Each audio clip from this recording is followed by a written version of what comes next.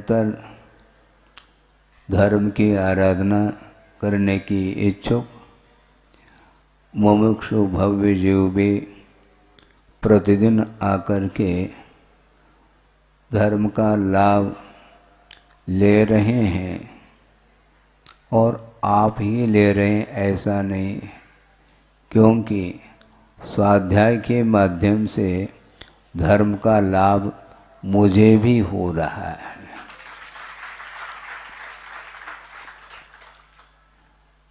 स्वाध्याय का अर्थ गुरुदेव ने बहुत प्रासंगिक अर्थ दिया था।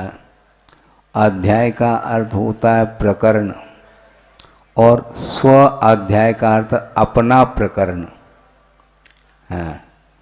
स्व अध्याय का अर्थ अपना प्रकरण का अर्थ है बहुत सारे संसारी प्राणी अपने अपने क्षेत्र में कार्यरत होते हैं, किंतु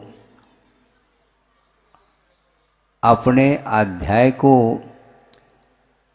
उस ओर दृष्टि जाने के लिए समय अपेक्षित होता है। अन्यान्य कार्यों से मुख मोड़ करके आत्म तत्व की ओर चिंतन करने के लिए जो अवसर प्राप्त होता है, उसके लिए सामान्य पुण्य की आवश्यकता नहीं, किंतु सातिशय पुण्य की आवश्यकता होती है। तब कहीं जाकर के वह भौतिक वस्तुओं से अपने आप के मुख को मोड़ करके मोह से प्रभावित नहीं होते हुए, मोह के कारण ही अन्यान्य वस्तुओं के प्रति प्रभाव रहता है संसारी प्राणी का, किंतु इसको मैं समझता हूँ जिसका संसार से पार होने के लिए निकटता आई है, जिसका दीर्घ संसार होता है उसके लिए धर्म रुचता नहीं, किंतु धर्म के प्रति समर्पण भाव जो होता है वह बिना साथ से पुण्य के संभव नहीं है। और मैं समझता हूँ कि बड़े बड़े जो महानगरी हैं वहाँ पर भी जो लोग रहते हैं, किंतु उनका मन यहीं पर बना रहता है। रहने के लिए वहाँ पर रह रहे हैं मुंबई जैसे महानगरी में, किंतु उनका मन तो 24 घंटा यहीं पर रहता। गुरु के उपासना में ही जिसका उपयोग निरंतर बना रहता है, वह कहीं भी रहे वह सात्विक पुण्य का अर्जन करता है। व्यावहारिक कुछ ऐसी क्रियाएं होती हैं उनको करना पड़ता है, उनका भाव बिल्कुल उस ओर नहीं है, तभी वह सासे पुण्य का अर्जन कर सकता और करता है। गुरुदेव ने जो आशीर्वाद दिया है प्रतिभा स्थली के लिए, और भी बहुत सारे गुरुदेव के जो प्रकल्प हैं, उन प्रकल्पों को सामने रखते हुए इस प्रकार के जो विशिष्ट जो भव्य जीव होते हैं वो कटिबद्ध होते हैं, और पूरा का पूरा सर्वस्व न्यौछावर करने का भाव उनके अंदर आता है। और आपने सुना कि प्रतिभा स्थली के बहुत सारे ब्रांच हैं। मेन तो जबलपुर हैं, उसके बाद इधर डोंगरगढ़ जिसको चंद्रगिरी बोलते हैं वहाँ पर भी है, और इंदौर रेवती रेंज में भी है, रामटेक में भी है, और ललितपुर में भी है। ये सारे जहाँ पर हजारों की संख्या में जो बालिकाएं अध्ययनरत हैं उनको अध्ययन कराती हैं बहनें। यहाँ पर तो प्रमुख 2 बहनें यहाँ पर बैठी हैं, इनका बहुत बड़ा परिवार है, प्रतिभा मंडल के नाम से वह ख्यात हो रहा है। और ये इस यंग एज में, युवा अवस्था में इस भौतिकता के वातावरण में रहते हुए भी उस वातावरण से उनका उपयोग प्रभावित नहीं, इसलिए प्रभावित नहीं है जिसके हृदय में गुरुदेव विराजमान हो, उनके लिए अन्य वस्तुओं की कोई आवश्यकता नहीं पड़ती। तो इस प्रकार निरंतर लगभग 20-25 साल से इस कार्य को करते हुए वो आगे बढ़ रही हैं और धार्मिक संस्कार के साथ लौकिक जो एजुकेशन शिक्षण है वो दे रहे हैं और निरपेक्ष और निस्वार्थ भाव के साथ वह अपने जीवन को गुरुदेव के प्रति समर्पित किया है और उनकी आज्ञा का अक्षरशः वह पालन कर रहे हैं और उनके लिए इस प्रकार का योग बन जाता है। यह भी संयोग इसी को बोलते हैं। गुरुदेव ने कोई विकल्प नहीं किया कि कैसा होगा, भविष्य में क्या होगा, उनके अंदर कोई विकल्प आता ही नहीं। उनका ये रहता है भाव कि कोई भी कार्य करना होता है, धार्मिक कार्य, उसको बिल्कुल विशुद्धि के साथ, निस्वार्थ और निरपेक्ष भावना के साथ निरंतर कर्तव्य के दृष्टि से करते हैं। निश्चित रूप से उसमें सफलता मिलती है, इसमें संदेह बिल्कुल नहीं। कब सफलता मिलेगी, क्या होगा, यह विषय उनके अंदर नहीं रहता और वो हम लोगों के लिए भी इसी प्रकार संबोधित करते रहे हैं कि कभी भी विकल्प नहीं करना, कि फल की इच्छा नहीं रखना, फल बाद में मिलता है। उनका ये कहना था कि कोई भी आम का वृक्ष लगाता है, शायद संभव है वह आम के फल को न भी देख सके, किंतु सारे जो मुमुक्षु भव्य जीव हैं उसका रसास्वादन करें, इस पवित्र भावना को लेकर के निरंतर उन्होंने अपने जीवन काल में 50-55 वर्ष तक उन्होंने इस प्रकार मोक्ष मार्ग पर आरूढ़ हो करके निर्दोष चर्या का पालन करते हुए अपना कर्तव्य किया है। अपने आत्मा के प्रति ही कर्तव्य नहीं, किंतु विश्व कल्याण के प्रति उन्होंने जो कर्तव्य किया है वह एक ऐसा बेजोड़, मैं मानता हूँ, आदर्श प्रस्तुत किया है। और उसी प्रकार उनकी साधना से प्रभावित हो करके सारे श्रेष्ठी वर्ग उनके चरणों में नतमस्तक हैं। इसलिए मैं समझता हूँ कि दुनिया में बहुत सारे जीव अपने अपने इच्छित वस्तुओं को प्राप्त करने के लिए रात दिन श्रम कर रहे हैं, किंतु सांसारिक कार्यों में संसारी प्राणी रत रहता है, किंतु आत्मिक शांति उन्हें नहीं मिल पाती। और आत्मिक शांति को प्राप्त यदि किया जा सकता है तो एकमात्र धर्म के सहारा लेकर के ही हम कर सकते हैं। बिना धर्म का आलम्बन लिए, बिना वीतराग धर्म की उपासना आराधना किए हमें कभी भी आत्मिक शांति नहीं मिल सकती है। और उनके पास जिन्होंने दान की घोषणा की है उनके लिए क्या कमी है?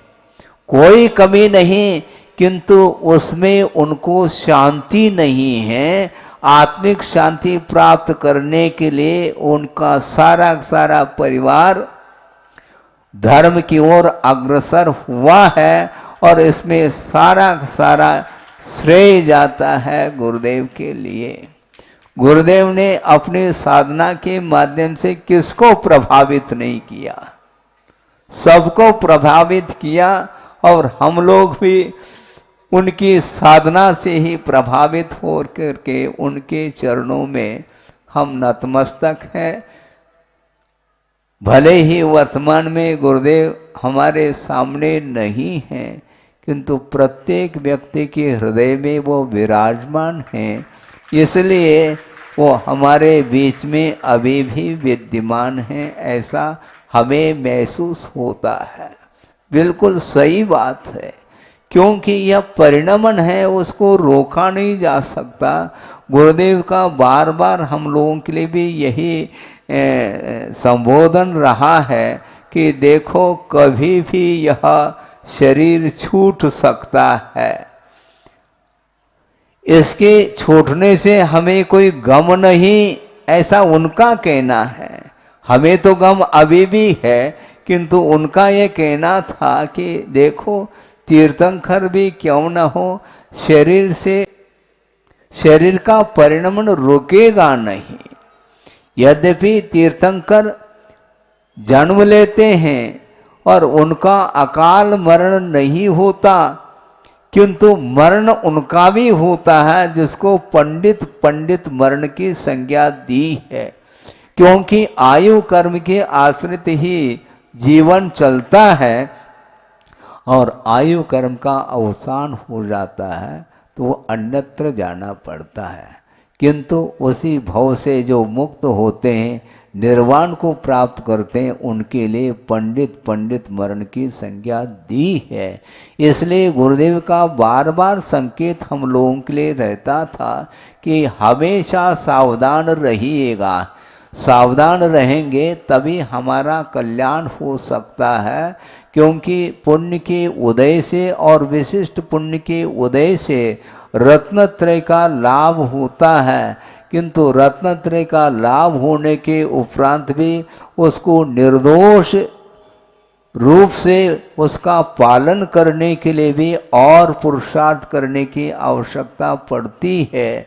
तो इस प्रकार उनके जीवन में हमने उनके चरणों में रह करके निरंतर इस प्रकार के देशना को हमने पाई है और यहाँ तक आ पाए हैं। और उन्होंने सबके लिए कर्तव्य का बोध दिया है। उनका ये कहना है कोई भी व्रत छोटे और बड़े नहीं हुआ करते हैं, अपने अपने शक्ति के अनुरूप सभी व्रत महान ही हुआ करते हैं। क्योंकि सिलेबस के अनुरूप जो विषय रहता है वह जटिल तो रहता ही है, तभी तो वह मेहनत करके उसमें उत्तीर्ण हो पाता है। उसी प्रकार यहाँ पर ऐसे ऐसे भी व्यक्ति आए हैं गुरुदेव के चरणों में। उस समय भी हमने इनको देखा था और अभी भी देख रहा हूँ कि ऐसा लगता है कि वो पूरी तरह से संसार को छोड़ करके जल्दी से जल्दी मैं कब मोक्ष को प्राप्त करूं, इस प्रकार की भावना को लेकर के वो बैठे हैं। मैं तो उनकी ओर देख रहा हूं, किंतु उनकी दृष्टि हमेशा नीचे की ओर रहती है। इसी को बोलते हैं स्वाध्याय। स्वाध्याय का अर्थ अपना प्रकरण। बहुत सारे प्रकरण होते हैं सांसारिक, उन सभी को गौण करके आत्मदृष्टि रखना, आत्मा की ओर ध्यान देना, ये बहुत पुरुषार्थ के माध्यम से ये होता है और हो रहा है।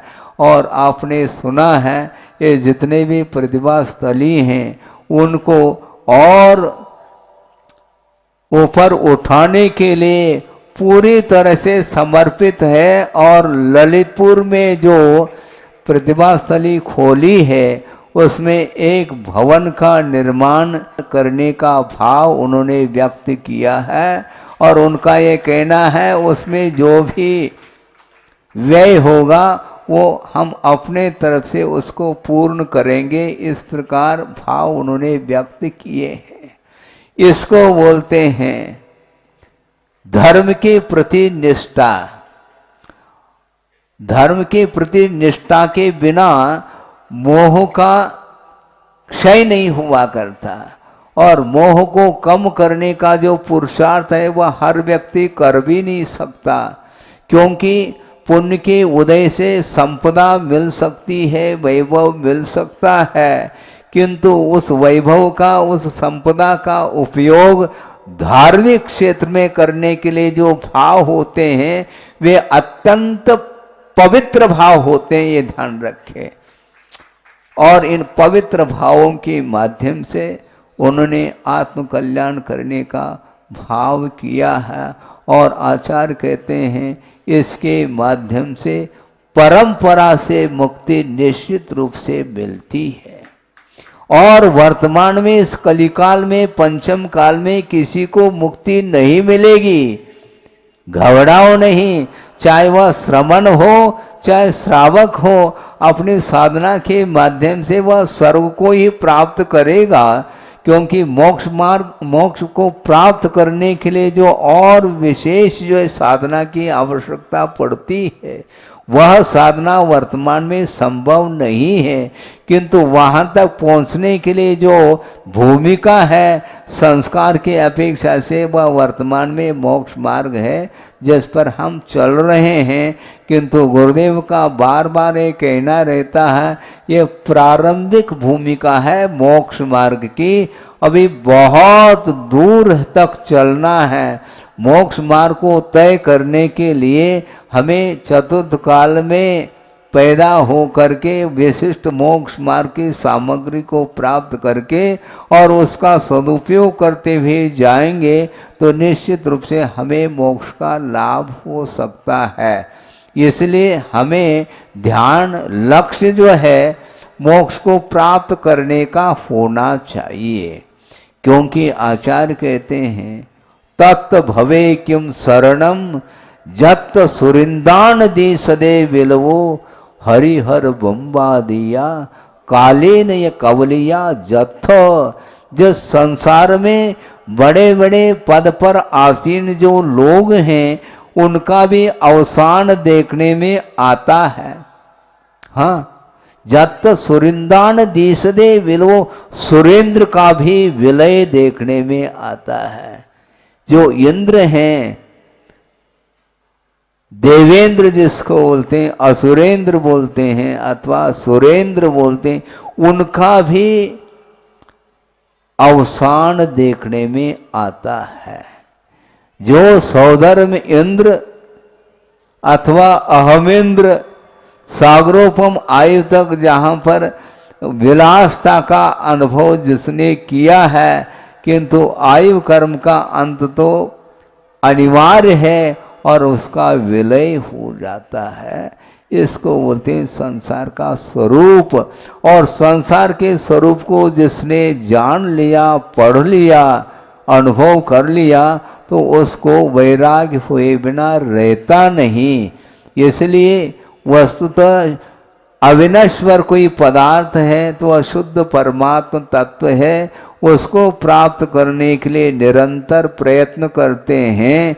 और तीर्थंकर भी उसी भव से जिन्हें निर्वाण की प्राप्ति होगी और तीर्थ के संचालक होंगे, धर्म तीर्थ की वो कर्ता माने जाते हैं, मोक्ष मार्ग के नेता माने जाते हैं।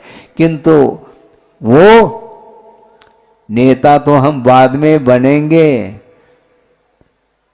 शासन तो हम करेंगे, किंतु पहले आत्मानुशासन करेंगे। अपने आत्मा को जो हमेशा यत्र तत्र उसका उपयोग जाता रहता है, जिसके माध्यम से मोह का ही संचय होता है, कर्म का संचय होता है। इसलिए उस कर्म को समाप्त करने के लिए वह प्रयत्नशील रहते हैं और वैराग्य को प्राप्त होने के उपरांत सीधा उस हवेली को छोड़ करके वन की ओर वह विहार करते हैं और 1000 साल तक उन्हें तप किया है वृषभनाथ भगवान ने और लास्ट में उन्हें केवल ज्ञान हुआ है। और केवल ज्ञान जो हुआ है उसके बाद ही विश्व का कल्याण उन्होंने किया है। पहले कल्याण करने का भाव नहीं था, ऐसा नहीं। षोडश कारण भावनाओं के माध्यम से तीर्थंकर प्रकृति का जो उन्होंने बंद किया है उसी का एक प्रतिफल है, परिणाम है। असंख्यात जीवों का कल्याण उनके निमित्त से हो रहा है। 100 शरण में असंख्य देवी देवताएं आ जाते हैं जिन्हें सम्यक की उत्पत्ति हो जाती है। ये किसका परिणाम है? एकमात्र वीतराग धर्म का एकमात्र परिणाम है, उसका प्रभाव है।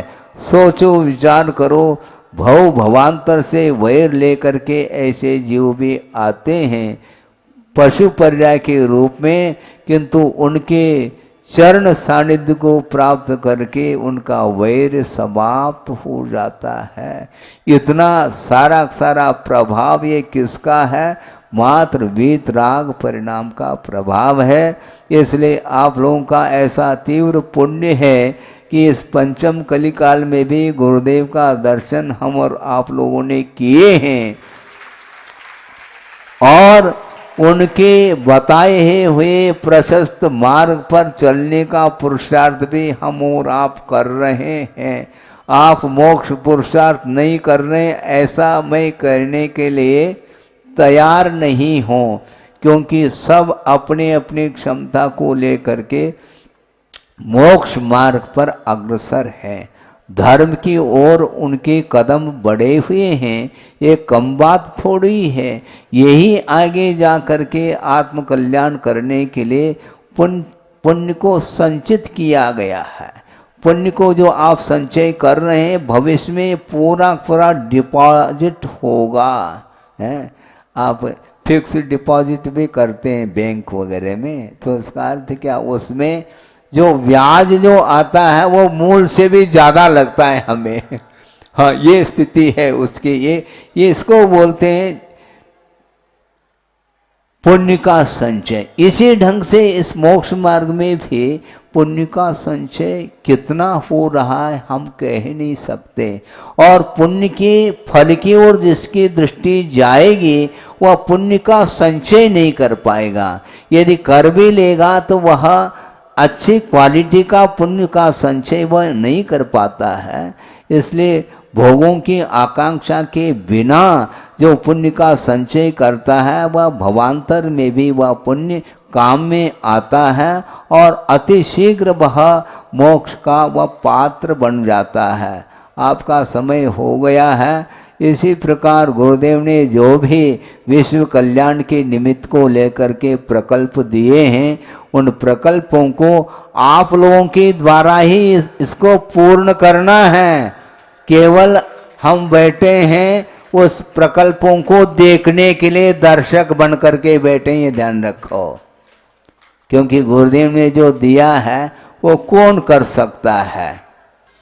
सुनो, मैं कह रहा हूँ, क्योंकि सबको छोड़ दिया है।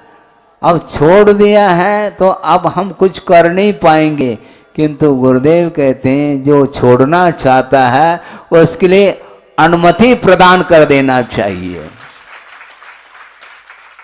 क्योंकि अनुमोदन के माध्यम से बहुत विशिष्ट पुण्य का संचय होता है। आप लोग धर्म की आराधना करने के लिए आगे बढ़ रहे हैं, उसकी अनुमोदना हम मन से, वचन से, काय से, कृत से, कारित से, अनुमोदन से करते हैं, समर्थन। क्योंकि धर्म पर आरूढ़ होने वाला व्यक्ति कभी भी धर्म का समर्थन न करे ऐसा संभव नहीं है। इसलिए आप जो भी यथाशक्ति कर रहे हैं बिल्कुल ओवर है, मैं समझता हूँ। आप अपने आप को छोटे नहीं समझो, क्योंकि भगवान की दृष्टि में सब एक हैं। क्योंकि यही तो नई विवक्षा है। वस्तुतः प्रत्येक जीव के अंदर प्रभुत्व शक्ति छिपी हुई है और उसको उद्घाटित करने के लिए ही आचार्यों का बार बार उपदेश रहता है कि कभी भी अपने आप को हतोत्साहित नहीं होना, किंतु वो उत्साह के साथ जितना बन सके यथाशक्ति आप करें और उसके माध्यम से ही पुण्य संचित होगा और भविष्य में जा कर के वह निर्वाण के लिए कारण बनता है। इसलिए जो वर्तमान में सौधर्मेंद्रादिक जो बड़े बड़े इंद्र पद पर आसीन हैं, अहमेंद्रादिक जो हैं, उनका विगत जो जीवन है वह रत्नत्रय के आराधना के साथ व्यतीत हुआ है। फलस्वरूप उस ऊंचाई तक वह पहुँचे हैं, किंतु आगे और ऊंचाई तक पहुँचना है, मोक्ष प्राप्त करना है। निश्चित रूप से वहाँ से इस धरती पर अवतरित हो करके वो एक भाव से मुक्त होने वाले भी देव होते हैं, जिसको सर्वासिद्धि के देव बोलते हैं। और भी सौधर्मेंद्र हैं, सौधर्मेंद्र के इंद्राणी शची हैं, हाँ लोकपाल है। और वो तो बाकी तो ठीक है, लेकिन सौधर्मेंद्र के जो शची है इंद्राणी, वो भी वहां से सीधा यहाँ आकर के मुक्त होगी। सोचो, एक सौधर्म इंद्र के जीवन काल में 40 नील प्रमाण शची होती हैं, क्योंकि उनकी उम्र कम है सौधर्म इंद्र की अपेक्षा। सौधर्म इंद्र का जो उनकी जो आयु है वह 2 सागर प्रमाण है, तो उनकी जो शची हैं उनकी पल्योपम आयु होती हैं। मुझे स्मरण नहीं है कि कितनी पल की आई, जहाँ तक 5 पल की हो, हाँ 5 पल की बता रहे महाराज, 5 पल की आयु है। और एक सागर में कितने पल्य होते हैं? 10 कोड़ा कोड़ी अद्धा पल्य का एक सागर होता है। तो 20 कोड़ा कोड़ी अद्धा पल्य प्रमाण वह 2 सागर माना जाता है। इसमें 40 नील प्रमाण वह शची मुक्त हो जाती है, तब कहीं जाकर के सौधर्म इंद्र का नंबर आता है। सोचो, विचार करो। कहने के लिए तो वो स्त्री पर्याय को उसने प्राप्त कर लिया, ये बात अलग है, किंतु अन्य जो देवांगनाएं हैं उनकी अपेक्षा से बहुत ऐसे पुण्य का संचय किया है कि अब एक ही भव लेकर के वो मुक्त होगी। इस प्रकार संसार में बहुत सारे ऐसे भी मुमुक्षु भव्य जीव हैं जो अपने आत्म तत्व को समझ करके पंच परमेष्टि के आराधना के माध्यम से अपने जीवन को उन्नति की ओर ले जाते हैं, ले जा रहे हैं, और आगे भी इसी प्रकार मोक्ष पथ पर आरूढ़ होकर के अपना उत्थान करेंगे। संक्षेप में हमारा इतना ही कहना है कि आप लोगों ने जो इस 3-4 महीने के अंदर जो धर्म लाभ लिया है, आराधना की है, धर्म की आराधना, यह भव भव तक यह आपकी यह की हुई आराधना ये साथ जाएगी। सारा का सारा यहीं पर धरा रह जाता है, यहाँ तक कि शरीर भी यहीं पर रह जाता है, किंतु आत्म तत्व पहुँच जाता है दूसरे पर्याय को धारण करने के लिए। किंतु उस आत्म तत्व के साथ कौन जाता है? धर्म ही साथ जाने वाला है। इसलिए यो धरती उत्तमे सुखे सधर्म ऐसा कहा। जो संसारी प्राणी को संसार रूपी गर्त से ऊपर उठा करके जो उत्तम सुख अर्थात मोक्ष सुख में जो स्थापित करता है उसका नाम धर्म कहा है। उस प्रकार के धर्म की आराधना करने के लिए यह पर्याय मिली है, और इस मनुष्य पर्याय को सार्थक करने के लिए आप लोग कटिबद्ध है। इसी प्रकार आगे भी आपके भीतर और भी जो कुछ जहाँ तक आप पहुँचे हैं वहाँ से भी और भी आगे आपकी गति हो और विकास निरंतर बना रहे, उसके माध्यम से ही संसार से ऊपर उठने के लिए आप लोगों के भीतर वह जागृति और वह शक्ति प्राप्त हो। इस पवित्र भावना के साथ अहिंसा परमो धर्म की जय। बोधि समाधि परिणाम शुद्धि स्वात्मोपलब्धि शिव शोक सिद्धि चिंतामणिम चिंतित वस्तुदाने त्वां वंद मानस्य ममास्तुते। परम पूज्य आचार्य गुरुवर श्री विद्यासागर जी मुनि महाराज की जय।